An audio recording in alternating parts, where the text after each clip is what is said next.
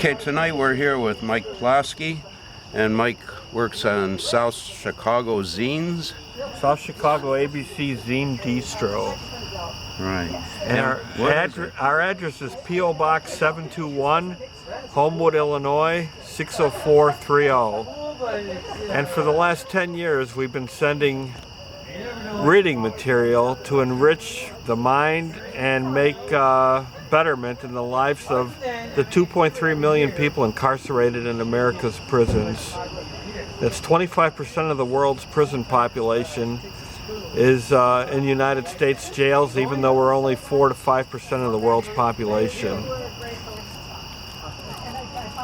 So you don't send out how many? 2.5 million. How many do you?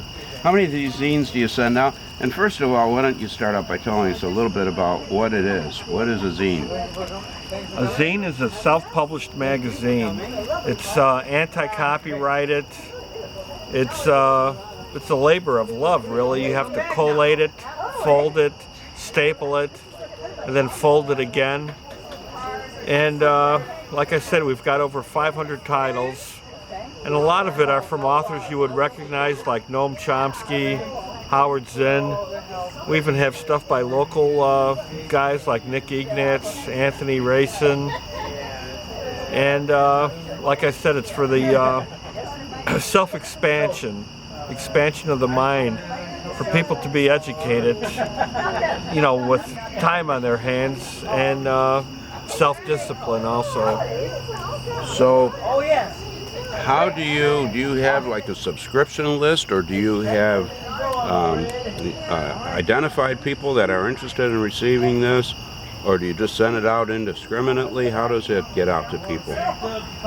Mostly it's by word of mouth. We send in catalogs, and in a prison, stuff is shared. I mean, I've had letters written to us of a guy standing on his bunk and reading into the vent so that other guys in the cell block could be educated. And 90% of our requests are from prisoners, but we also get requests from universities, students, other zine manufacturers. We get people inquiring from Germany, England, and from every state in the United States. On average, we get about 15 envelopes per day to our P.O. box, and they're all answered individually. You know, some people request gay-oriented stuff, some people ecology-oriented stuff, some religious or anti-religious, some Muslim, some Black Panther Party, some on the prison industrial complex, some on decriminalization of marijuana, everything like that. It's diversified. So this is real hardcore stuff. This isn't Superman and Batman and Archie and Jughead magazine, the comic book stuff. This is information, and it's hard-hitting stuff. How do you describe the articles that go in there? A lot of it has to do with history and historical facts and historical incidences from the Stonewall riots in New York City. That was the beginning of gay liberation movement, to solidarity with Black Panther Party and the good deeds that they did do, like soup kitchens and education for young people in urban environments. And you know, what we hope to create is non-recidivism. We don't want people to, you know, be repeat offenders. We want to put a cessation to violence. We want the prisoners to see that it's not a black on white on brown thing, but it's more of a economic hierarchy that is keeping us suppressed at this time. Hand one over to me for a second here, would you? And let's make sure that we have it on camera. This says South Chicago ABC Zine Distro. And that's our catalog with all the titles in it. Right, right. So I was just going to peruse a little bit and look for some of the titles in there. And Rastafarian zines, Prisoners Speak, the Mandingo Warrior Self-Defense Family of Huntsville, Texas. Now, are these people that are sending information back, or how does this work? Yes, we also solicit contributions from intelligent and articulate inmates from around the country, because they can speak, to the heart of future potential offenders and say, hey man, this ain't the way, change your way, do self-betterment for yourself and the community. That's what we're striving for. So what you're saying is, by prisoners getting this, receiving this, and reading some of these articles, that they'll find a way to find their way clear from the prison complex and away from lives of crime by educating themselves? Yes. Malcolm X is one example. He was incarcerated in the late 50s and early 60s, and he came out and he was, an articulate spokesperson for Nation of Islam, and then he went to Mecca and he saw that, Muslims should be non-exclusatory, that, it encompasses all races. But, like I said, we cater to the individual's specific requests. And some of those requests come from people on a regular basis, or people write to you on a regular basis. Tell us about some of the letters that you receive and some of the people that you've heard from. You've kind of gotten to know them in a way. Yeah. And their styles and what they're thinking. Well, I'd say the 5 states that we get the most requests from are California, Texas, because they have the biggest incarcerated population, but also Missouri, Florida, Pennsylvania, and New York. And we've had people writing us, telling us that after the institution is saturated with the reading material that we send in, that it changes the whole persona of one from confrontation to one of learning. You also have, as I'm noticing in here, some real local issues here. We're sitting in a backyard in Blue Island, and the noise that we overheard earlier is from a party that's just kind of breaking up. So we're here in the south suburbs of Chicago in Blue Island, and I'm looking through the catalog and I see that there are some stories or articles about the immigration struggles. Mm-hmm. We know about the detention center that they tried to locate in Crete. I see here articles on no airport, which is an issue out in the south suburbs.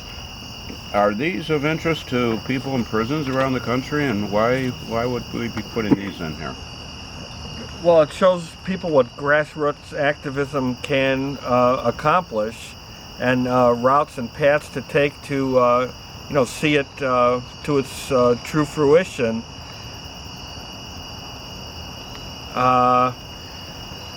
A lot of the struggles may be local, but it's a microcosm of the macrocosm because of misappropriation of our federal budget to so many occupations and adventures of war around the world.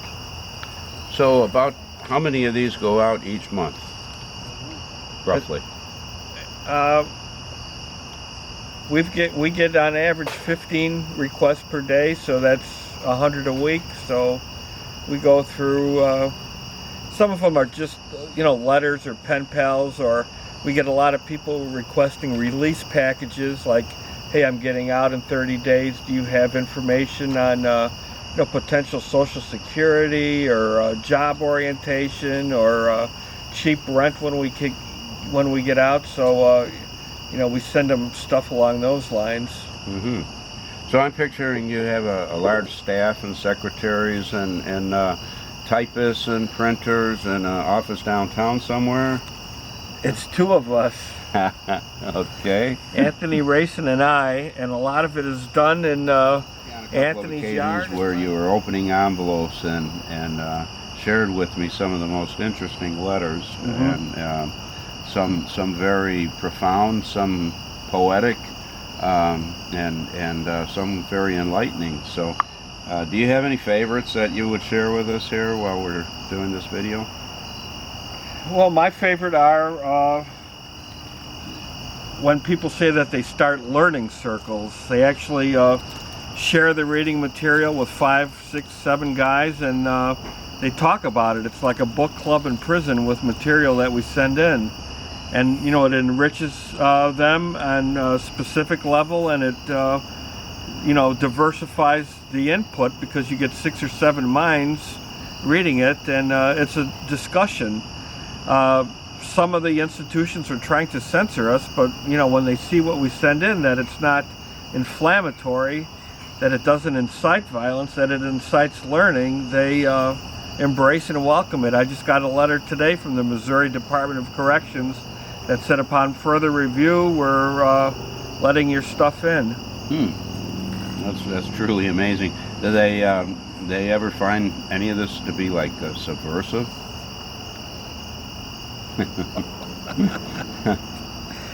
Well, if it's subversive, it's just for the elevation of the true potential of us. It's not for a you know, hands-on, a violent overthrow. It isn't you know, bombing a Boston Marathon or anything like that. It's you know, elevation. I'd say it's a yoga consciousness that we're trying to